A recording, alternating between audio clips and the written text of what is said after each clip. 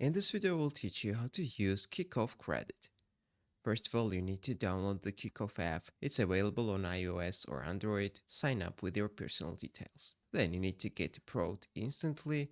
Kikoff usually does not do a hard credit check, and you're given a $750 worth Kikoff credit line. Shop in the Kikoff store.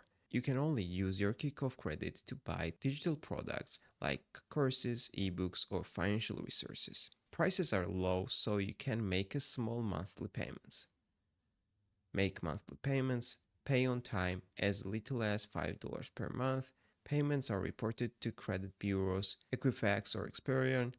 Build the credit history. On-time payments help you to improve your credit score over time. Keep Kikoff open even if you don't actively shop. The open line of credit helps your credit utilization ratio.